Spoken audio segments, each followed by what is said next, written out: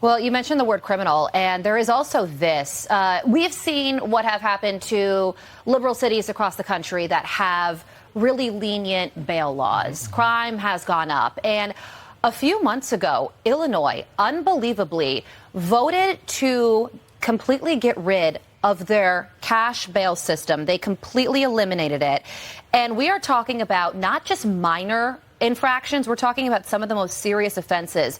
This is called the Safety Act. Governor J.B. Pritzker signed it into law, and it would mean no bail for things like second-degree murder, kidnapping, armed robbery, drug-induced homicide, aggravated DUI. The list goes on and on. Now, almost everyone in the state, it turned out, was against this, except for Cook County. And there's so many votes there. That includes Chicago.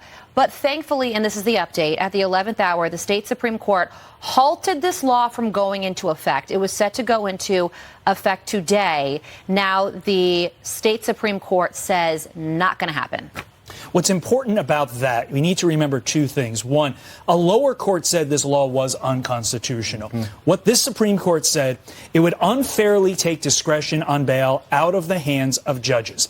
And yes, you may not agree with everything that our judicial system does, but at the end of the day, there is ostensibly a reasonable person behind that robe making reasonable decisions. And nobody would look at what we're seeing on our screen, specifically the violent crimes, and say, that person who has a history of doing this once a month should be let back out on the street to do it again. That is why you can't just operate out of a book, out of a statute on this. You need to give judges discretion. And that's why this move by the Illinois Supreme Court, which, Lawrence, you rightly pointed out, is not a conservative court. It is a very liberal court.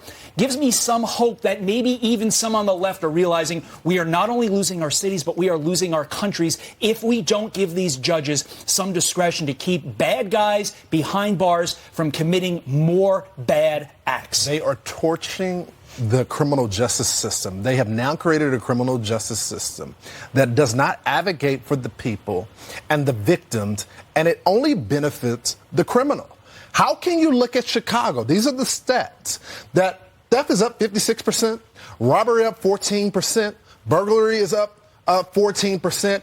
You see us every week when we bring you the numbers of the people that are murdered on the South Side. And Chicago lawmakers are the ones who voted for this. And they voted for this. The governor's office didn't veto it. The state Senate voted for it. The representatives voted for it. No one stopped this but the Supreme Court. This is what we're dealing with. They doubled down on the lawlessness that's happening, not just in Chicago, by the way, but all of Illinois.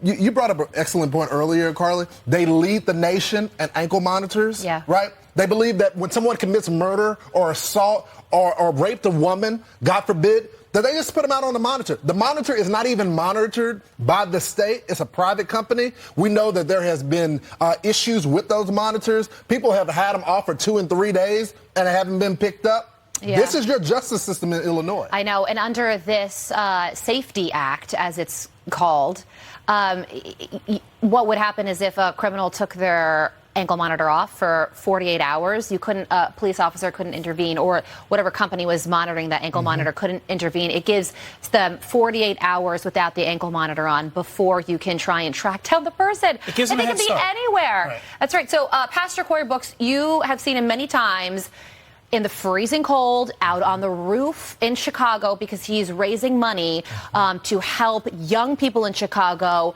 not follow the life of crime. He is so well-spoken and so involved in keeping Chicago as safe as possible. And he is speaking out on the Safety Act and says criminals need to be held accountable. Watch this. I believe in reconciliation. I know that there's a lot of recidivism and that people need help and assistance to get back on track. I believe that with all of my heart.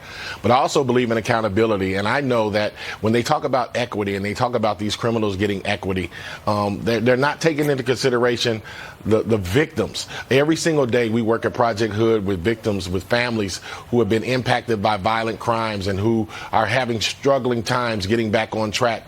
And I wish they would put more emphasis on the victims of these crimes and on fixing our neighborhoods than giving these criminals more power.